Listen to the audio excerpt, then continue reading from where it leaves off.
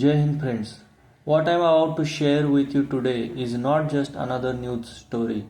This is about one of the most sophisticated terror networks ever uncovered on Indian soil.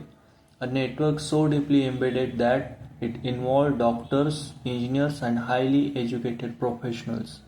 A network that was planning mass casualty attacks using chemical weapons, and a network that nearly succeeded. The recent explosion near the Red Fort in Delhi was just the tip of the iceberg. What investigators have uncovered will shock you. Stay with me because by the end of the video you will understand the true scale of the threat we are facing. I am Rushikesh and this is the story of how India's security agencies dismantled a transnational terror network before it could unleash unprecedented devastation. Before we dive deep, let me give you the context. Remember when Bipin Rawat in 2017 warned about a 2.5 front war for India, one from Pakistan, another from China, and half a front within the country itself. What we are discussing today is that half front, the internal threat that has now evolved far beyond what most of us imagined. This is not about radicalized youth from remote villages anymore. This is about doctors storing 358 kgs of explosives in their homes. This is about medical professionals experimenting with ricin poison in university labs. This is about chartered accountants, lawyers, engineers being systematically recruited into terror networks. The sophistication is chilling, the reach is terrifying, and the planning. Let me walk you through exactly what was discovered. It all started with something that might seem innocuous. On October 27, 2025, residents of several areas in Srinagar woke up with find Jaish-e-Mohammed posters plastered on walls and public spaces. Authorities picked this up as a threat indicator. Now you might think, just a propaganda posters, right? But the investigating agencies don't dismiss anything. They traced CCTV footages, movements, and communications. One man stood out, Dr. Adil Ahmed, a senior resident doctor at a government medical college in Anantnag. He was arrested on November 6th in Saharanpur, Uttar Pradesh. In his locker at GMC Anantnag, authorities found an AK-47 rifle and live ammunition. This was not local mischief, it pointed to a larger network. And the trail did not stop in Kashmir. It led investigators to National Capital Region, specifically Faridabad, Haryana, where the major arsenal was located. I will get into that next. In Faridabad's Dhauj village, in a rented flat near Al Falah University, investigators uncovered that can only be described as a terror factory. The arsenals included 360 kg or more of suspected ammonium nitrate based explosives, multiple AK-47 assault rifles, pistols, magazines, live ammunition, 20 timers, walkie-talkies, bomb-making chemicals. The key person here, Dr. Mujamil Shakil Ganai, a doctor from Pulwama and other connected to him. They were allegedly embedded in professional circles using academic facilities and rental homes to stash explosives. Think about this for a moment. Someone whose job is to save lives, storing enough explosives to destroy hundreds. The betrayal of that trust is profound. Even the Times of India called this is a white-collar terror network evolving doctors under scanner, and the universities involved. Al Falah has now issued statement that they had no knowledge of the illicit activity. But the escalation did not stop at bombs. Another plot being uncovered in Gujarat aimed for something much worse, a chemical biological terror. The Gujarat Anti-Terrorist Squad arrested three men. First, Dr. Amir Ahmad Moeddin Sayyed, Chinese. He has a Chinese medical degree, alleged links to ISIS Khorasan province. Second, Azad Suleiman Sheikh, he is from Shamil, Uttar Pradesh. And third one, Mohammad Sohail Mohammad Salim Khan, he is from Lakhimpur Kheri, Uttar Pradesh. What they are trying to be produce? The ricin. The ricin is on International Chemical Biological Weapons list. A tiny quantity pinhead size can kill an adult, and there is no antidote known till date. And death is extremely painful. They were not targeting a single person, their aim was mass casualty. That materials show they had remapped religious buildings, government offices, and crowded places. Friends, this is no longer conventional terror. This is WMD level planning, and the fact that it is inside India with educated peoples involved, that is a wake up call. Here is where things became geopolitical. The terror module shows clear links. ISIS-K limited in Afghanistan, which are fighting the Taliban. Second, Pakistan's intelligence agency, Inter-Services Intelligence, has been known to influence and handle jihadist group in the Afghanistan-Pakistan tribal zone. Now we find operatives inside India, doctors, academics, allegedly linked with the groups like Jaish-e-Mohammed and ISIS-K via Pakistan or Afghanistan. Investigators say these modules were outsourced. Pakistan does not want fingers pointed directly at them, so they use proxies and intermediaries. The flow is like this: Afghanistan to Pakistan and Pakistan to India. Sources indicate the suspect Dr. Syed had contacts in Pakistan. For India, this means the threat is not only internal but deeply connected to cross-border networks using educated civilians as cover. The security challenge is now blurrier, more complex. But wait, the network goes even deeper. On November 10, a woman doctor, Dr. Shaheen Shahid from Lucknow, was arrested.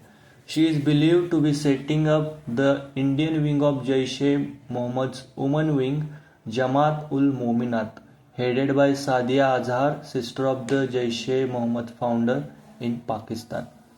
Recovered from her asset, a car with assault rifles and ammunition. A female doctor radicalized, recruiting other women.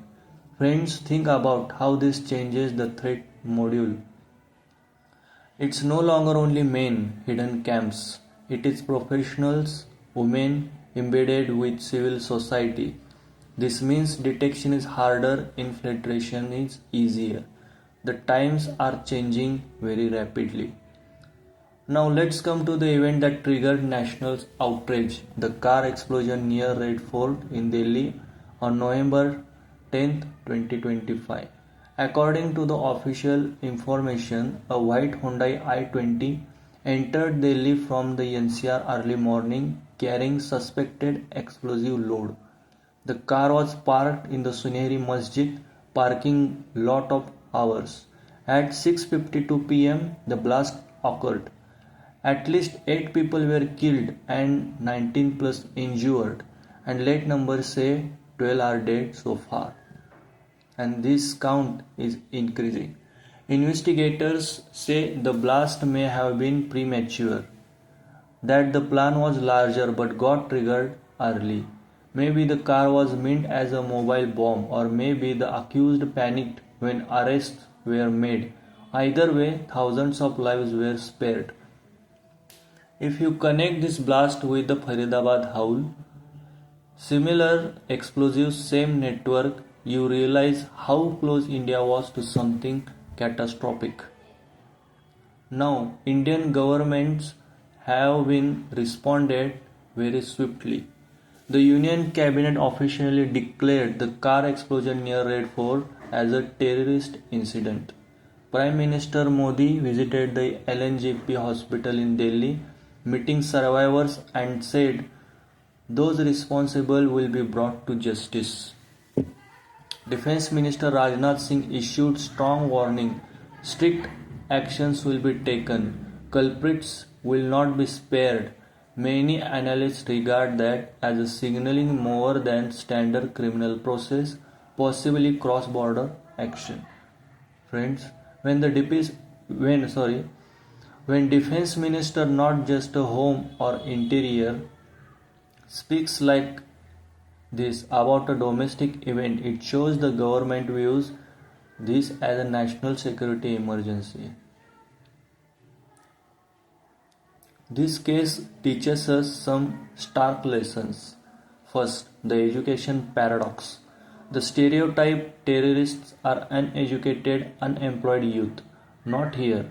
Here, doctors with medical degrees, engineers, educated professionals, the elite infiltrating terror means higher capability. As Assam's CM said, it is proved that educated people can be extremists too. Infiltration of professional circles. The second point is infiltration of professional circles. Terror groups are not only recruiting from slums or radicalized villages, they are embedding in universities, hospitals, labs, professional networks. They use charitable funds, academic research, university labs as a cover, and this makes detection even more difficult. Third one is technological and chemical threats. Bombs, yes, but now poison, biological weapons, rising, previously fringe, are in the mix. The terror footprint is evolving from conventional to WMD type threat. Fourth, gender and extremism. Women are no longer just victims or passive supporters, they are active recruiters and operatives. The Dr. Shaheen case is evidence for that. Fifth, multi-state or transnational networks. This is not one city or one state. Srinagar, Kashmir, UP, Faridabad, Delhi, plus links to Pakistan or Afghanistan. The module spans professional, academic, geographic boundaries. What does this means for India's security model? Traditional security thinking: guard the borders, monitor known militants, maintain internal law and order. But now we must monitor labs, universities, professional bodies, rental homes, online channels. The threat is diffuse, hidden, and inside. And the response must be multifaceted: intelligence, professional ethics, public awareness, civil society engagements. Let's talk about what we as a society and as individuals must learn. First, vigilance at every level. Neighborhoods, universities, professional workspaces must maintain awareness. If someone is buying or storing chemicals in a residential home, it should trigger alertness. The Faridabad flat in a rented home in a residential area, 360 kg of explosives hidden there. Second, professional ethics and responsibility. Doctors, engineers, lawyers, the trust society places in you is high. When the trust is violated for terror, the damage is far greater. Professional associations must become part of the security chain. Third, public awareness. Citizens, you have a role. Recognize that terrorism has evolved. It is not always obvious. It is not only about bearded men in remote camps. It can be a guy next door, the one with a medical degree. Being alert. It is not paranoia. It is a responsibility. Fourth, policy and institutional strengthening. The government must ensure better university or lab oversight, better surveillance of professional networks, better interagency coordination. The fact that multiple agencies, Jammu and Kashmir Police, Haryana Police, Uttar Pradesh Police, and NIA are working together is a good sign. Yes, the network was busted before large scale destruction could happen. That is a sign of India's capability and resilience. If do the hard work behind the scene, we will get through this, but we must never be complacent. Friends, I want to end up with a few thoughts. First, let's spare a moment for the victims of the Red Fort blast. Yes, the attackers, those who were responsible, but those who died, the innocent caught up in the explosion, the bystanders, the families, they deserve our respect, our remembrance. Second, let's acknowledge our security forces, investigators, the countless unsung heroes working day and night to keep this country safe. Third, stay vigilant if you see something suspicious, unexplained purchases of chemicals, strange storage in your neighborhood, unusual behavior at labs, report it. You must save lives. Fourth, don't let this divide us. Most of us ordinary peaceful lives. Terrorist wants to divide communities, spread fear, makes us suspect each other. Let's act with unity and humanity. And finally, let's understand this threat is not going away.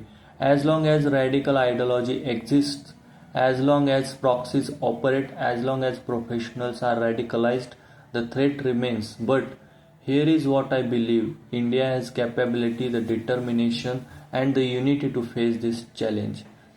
As the Prime Minister said, those responsible will be brought to justice. They will not be spared. That is not a threat, that is a promise. If you find this analysis valuable, please help us to reach more people and build awareness. In the comments below, tell me, what do you think should be India's response going forward? How can we balance security and civil liberties?